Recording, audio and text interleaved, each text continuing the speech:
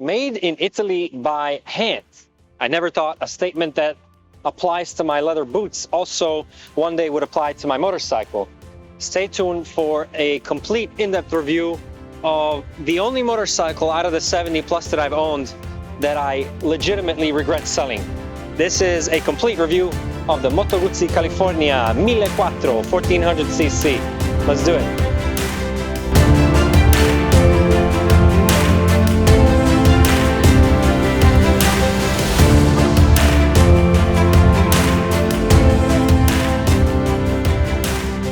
Zdravo y dobrodošli, bon dia, bienvenidos, servus, willkommen, buenos dias, bienvenidos, buongiorno, benvenuti to a full review of this incredible motorcycle. Literally one of the only motorcycles that I regret selling. I bought it new. I keep calling the guy. Can you sell it back? Next time when you consider selling it, if you decide to sell it, call me first. I'd love to have it back. That was a Moto Guzzi California custom. This is a touring model with the luggage and a few other benefits, and I'll talk about that. Guzzi did something amazing. They created 5 distinctly feeling motorcycles out of the same base. The base is the largest twin engine to come out of the old world. 1400cc, 90-degree transverse V-twin. Of course, Guzzi is known for their transverse engines, and this one does not disappoint. A ton of torque and horsepower, 96 horsepower and 89 foot-pounds of torque, in 5 Moto Guzzis that are now in the line, or used to be, at least in 2013 when this motorcycle came out, up until 2020. Now the line is a little different, but incredible. So each bike has a different feel, even though the power plant is basically the same. I'll talk about that in due time, but for now, stay tuned for a full in-depth owner's review of the Moto Guzzi California, in this case touring. So the story is incredible. In the 70s, LAPD sends one of theirs to northern Italy on Lake Como. There is a little town called Mandello di Lario. This is the oldest continuously manufacturing motorcycle producer in Europe, basically. And that's where Moto Guzzi survived the war. They've actually started working with some kind of trikes, a little. If you've ever been in Italy, you saw the little tractor type looking thing, a little truck on a motorcycle. They call that the Hercules. So Moto Guzzi really always has maintained a level of ingenuity that stands to this day. For example, in the 50s, they were the first company to introduce a wind tunnel to test their motorcycles, which is kind of interesting. So in the 70s, LAPD sends one of their officers, and by hand, in one day, Guzzi develops the LAPD motorcycle, the bike that was used in the force, and pretty incredible stuff. These motorcycles to this day are made by hand in Mandello di Lario, and if you go there, make sure to take a picture in front of the beautiful red gate, and definitely catch one of the Guzzista fan and owner club events that they got going up there. Of course, northern Italy, the home of not only the best manufacturing in Europe, definitely known for their leathers and the quality work, but also think of Lamborghini, think of Ferrari, think of Pagani, think of Pininfarina, think of MV Agusta, Aprilia. Everything comes out of northern Italy. And of course, you get the roads for it. You get the Alpine roads like the, what is it, the SR, I believe it is, SR36, Stelvio Pass. I actually did a video of the highest dirt road in Europe. Take a look at my playlist for that, Colle de Sestiere. It's pretty incredible place to be. So amazing riding, and a huge culture of motorcycles. Finally, what is it, 7 generations and 5 motors later, starting with the 750, we get the 1400cc engine. This engine is a single overhead cam, 96 horsepower, 89 foot-pounds of torque delivered at an astounding 2,750 RPM. So very, very low revving, very powerful engine. And due to this new way of mounting it, you get virtually 0 vibration. So as soon as you take off the line, all the vibration is removed. And the vibration itself is quite sexy because this is a 90-degree transverse engine, just like Guzzi is known for. And what that does is when you actually give it gas, instead of it working this way, it's working this way, and it's kind of tending to pull you to the right.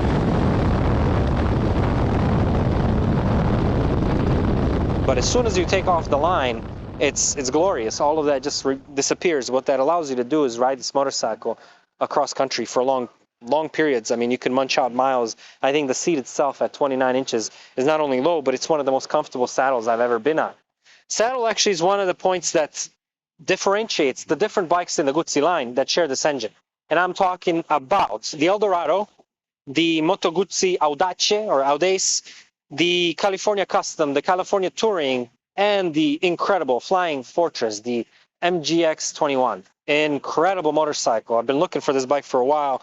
Carbon fiber, full dresser, bagger, beautiful, beautiful bike. So aside from aesthetic differences and size of the wheels, there's very little difference in these bikes, which is amazing because they definitely feel different, or they make the rider feel different. So for example, the Eldorado has the white wall tires. It has the spoked wheels, has a different fender, a little classy, different style fender. It has a different taillight in the back. The Audace is kind of like the badass in the team. It's there's even a carbon version. It's got a different saddle. It's got a bigger wheel in the front, an 18-inch. It's got a different light, a little simpler light. Controls are a little bit different as well. But other than that, same power, same transmission, same gearing ratios. Everything's the same. Pretty incredible, but definitely feels different. I had the bike that's most similar to this, and that was the Moto Guzzi California Custom. Beautiful, beautiful motorcycle. I actually ended up adding these lights. These are original lights that I purchased from AF1 Racing. This is a company from Texas that sells Guzzi parts. If you need anything from them, you can get it. I had the heads replaced here with the matte red covers. Makes it look a lot sportier. The rims are black with some decals that are different.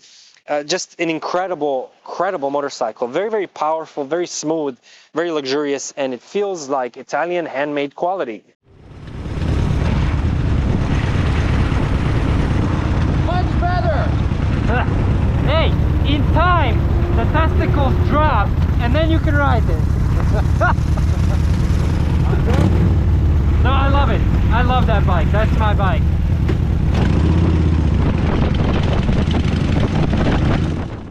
This motorcycle is in the same class as, let's say, the Road King or the Yamaha Stratoliner, Roadliner, top of the line in the Star line of motorcycles. Another motorcycle I've had the pleasure to review.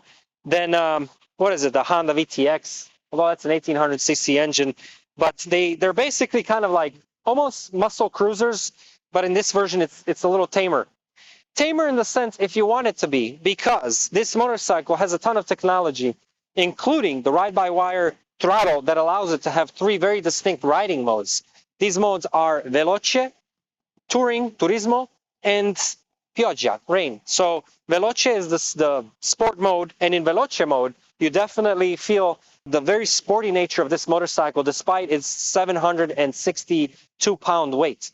This is the heaviest version of the 5, and because of the luggage and whatnot, of course, you get the protection, you get all the other amenities that add weight to the motorcycle. There's no plastic really on the bike. So in Veloce mode, and actually the gentleman who bought my bike did the ECU flash, and he said it's practically unrideable in Veloce mode. That's how incredibly fast this thing is, or at least how it feels. It's one of those bikes that makes you feel like you're going faster than you actually are, which I always appreciate because I don't like getting citations all the time because I just need to wind the bike up. You get all the throttle, you know, under 3,000 RPM, which is incredible. The full horsepower of the bike is achieved under 7,000. It runs line kind of low. That's actually one of the things that I wish was a little different. I tend to ride a little bit wound up a little more. But if you find Veloce mode a little too aggressive, you always tune it down to Turismo, the touring mode, and that's what I find myself in most of the time. And Pioggia, of course, if it's raining and you want less power delivered to the huge 200mm rear tire, then you just tune it down to Pioggia mode, and you do that on the fly. As long as you're not on the throttle, you actually press the starter button, hold it for 2-3 seconds, and it switches the modes. Really, really wonderful. There's a lot of bikes that are doing this, but this bike has been doing that as a standard feature since 2013. Pretty impressive. So you get all that technology. Obviously, you get ABS.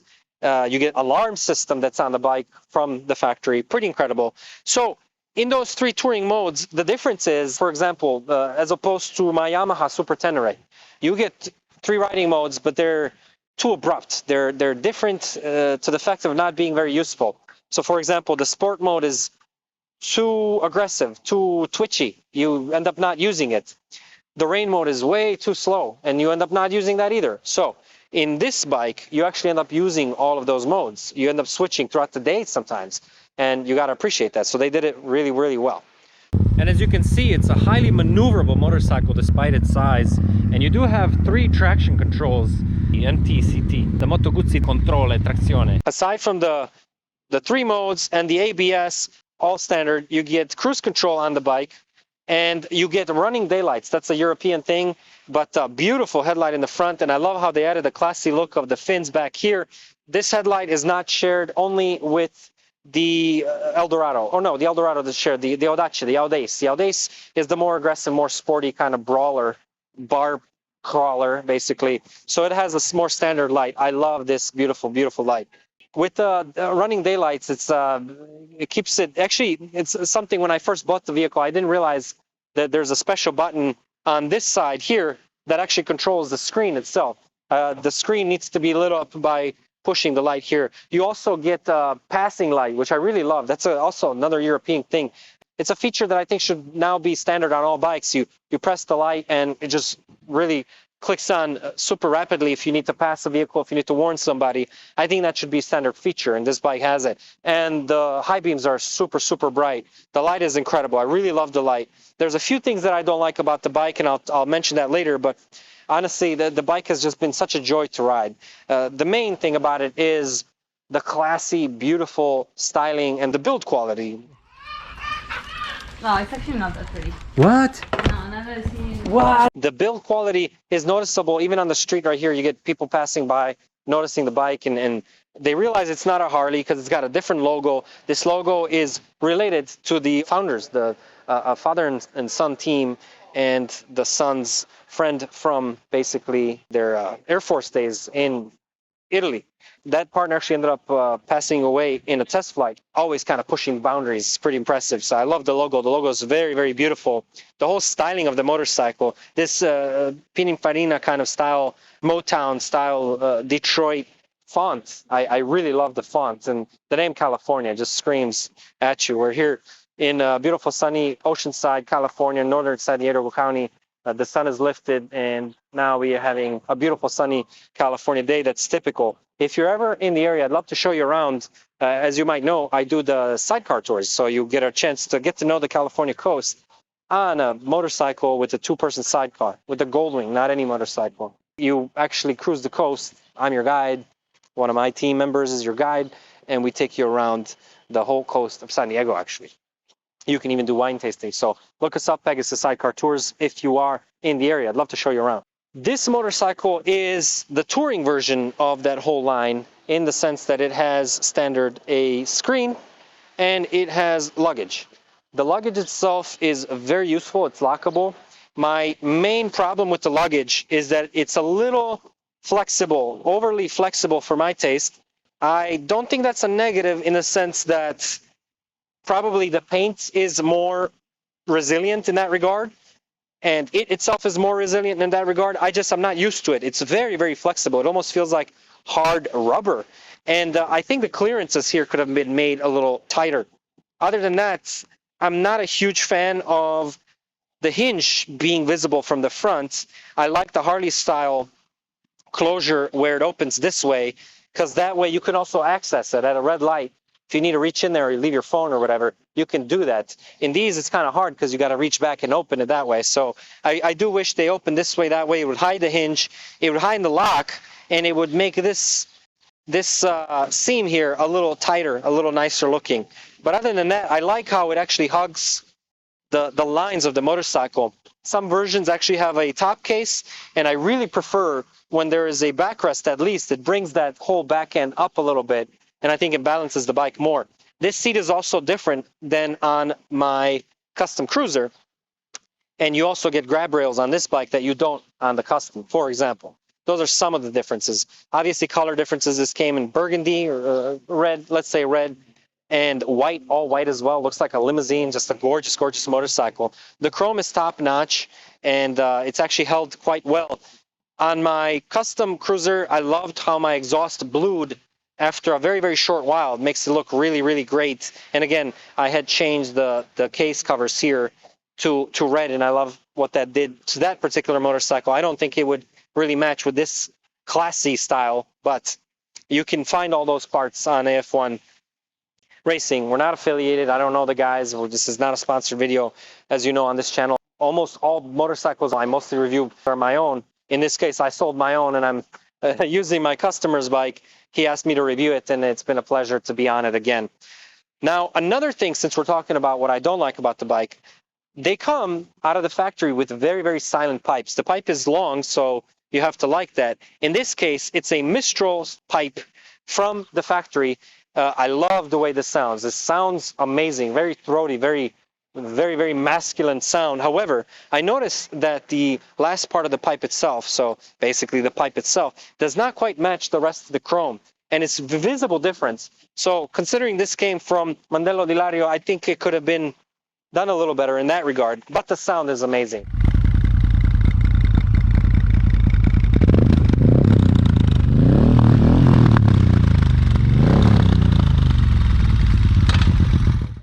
The original exhaust is very, very quiet. It's too quiet and too tame for a bike like this. I love the whole transmission and the whole case down here.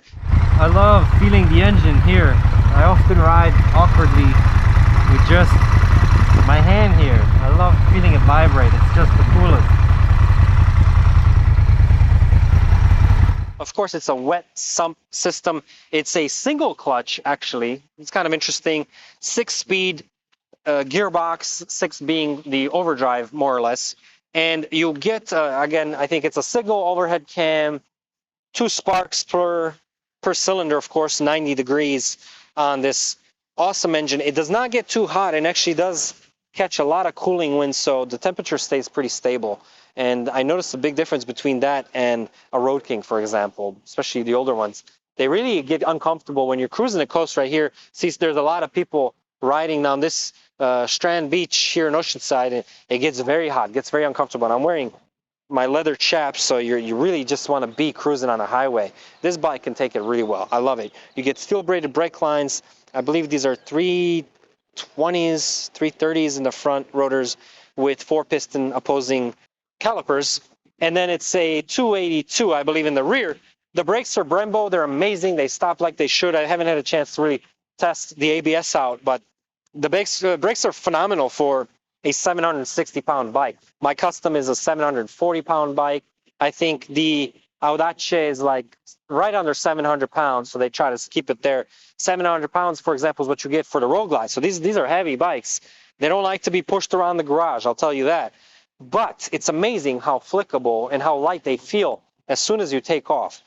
So you could be sitting at a red light and you're giving it gas, you're kind of just revving it for fun, and it's doing this to you, kind of like a big V8, you know? And the whole body moves. I love that about it.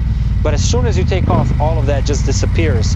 And that has to do with the kinematic elastic engine mounts, that this bike is just fantastically isolated from all that vibration. And you put that between a twin cradle steel frame, so there's not a lot of give. It's very, very precise. I really, really enjoy riding this motorcycle, and every owner that I've spoken to so far absolutely loves these bikes, and I can see why.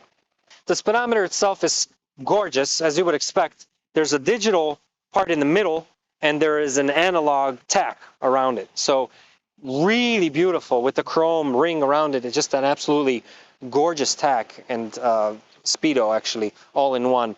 You get all the information you need for a motorcycle like this. Everything's very easy to read. And again, this does come with an alarm system. It's a 20.5-liter gas tank, and California friendly. These actually side panels are removable. You can change them. That's why you see some models with carbon fiber, for example, panels. And I really, really like that, like the Audace carbon, or the entirety of the Flying Fortress, the MGX21, has a lot of carbon fiber on it. That's why it's actually a lighter motorcycle, and it's just an amazingly beautiful muscular machine. So the main difference, of course, is, aside from the fairings, is that's a 21 front wheel. Here we have a 18, 16, and 21 for the Flying Fortress. That's another main difference. The suspension, standard style forks. They're not really adjustable in any way. Only the rear has adjustable preload, And the main difference between the line is the travel between front and rear. The rear tends to be tighter on the Audace and the Eldorado. I think at 4.7. This has 4.3 inches or something to that effect. You do also get emergency flashers, which I like to use when I'm lane splitting. I did a video on lane splitting. If you're interested, it's becoming now a little more popular law in other states. Up until 2022, I believe it was the only law available in California, for example, and it's a great law. Counter to popular beliefs, it's a law that actually saves a lot of lives and a lot of money. So take a look at that video. So I like to use the emergency flashers when I'm lane splitting, and lane splitting is not too difficult, albeit it's a very wide motorcycle. But as you know, I lane split on my Goldwing. I don't mind riding big bikes and lane splitting between them. So another characteristic of the motorcycle that I'm still kind of getting used to, I haven't quite learned to love it yet, is the ride-by-wire throttle. It's a little too light for my taste. I mean, you sneeze and you're on the throttle a little more than you expected. Of course, that's necessary for the 3 ride modes to be available, and the 52 millimeter Magneti Marelli throttle bodies are fantastic. I mean, the response is just so beautiful. This is a very, very fun and sporty motorcycle to ride, despite its big size and weight. What I noticed as well is that this screen here tends to accumulate moisture. So between the screen itself, the metal bracket, and the windscreen, there's a moisture accumulating, and that's subpar, let's say. What I wish they did was kind of like the Stratoliner, that you're able to just remove this whole bracket. In the Stratoliner, you have a key, and you use the key to just remove the bracket. So if you want that classy look, you can have it at a turn of a key. It's pretty nice. The footboards on this motorcycle are also vibration removing. They are floating footboards basically, and they have a plastic piece here if you get a little too aggressive in the corners. I really, really like it. You don't feel any vibration throughout your feet. Pretty incredible how they were able to isolate that. The geometry and the riding position is super comfortable. As you can see, I'm 5'8", 172 centimeters, and basically I'm extremely comfortable. I don't feel like my feet are too far forward. I can ride like this all day, and the seat actually has a little nudge on the back that kind of makes me arch my back a little more, and I actually get very, very comfortable riding this bike. I'm very protected from the wind. If you're a little taller, I am told that you get a lot of wind through here. On my custom, I had actually installed deflectors. You can get those at the same store online. They connect here, and you basically isolate yourself from that wind coming through the bottom as well. They also sell protection that goes right there in the frame slider, basically in the engine guard, in the cage, so you're not getting wind from that way as well if you feel that wind protection is necessary.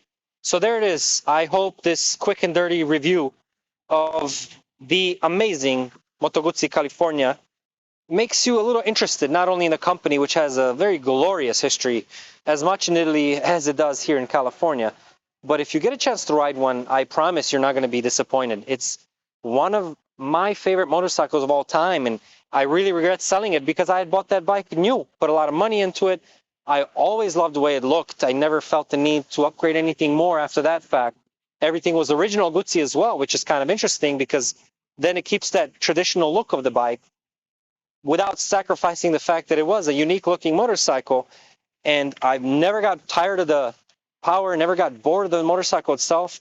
Absolutely love the motorcycle. And now I'm actually looking for the Flying Fortress. So if you know of one, send it my way. I'm going to buy it because I'd like to own that motorcycle, knowing how much I love this motor. There it is. I hope that was helpful. Thank you for watching. Stay tuned. And if you are in San Diego, say hi. Let me take you around this gorgeous, gorgeous piece of heaven on earth. Till next time, Nick, I'm out.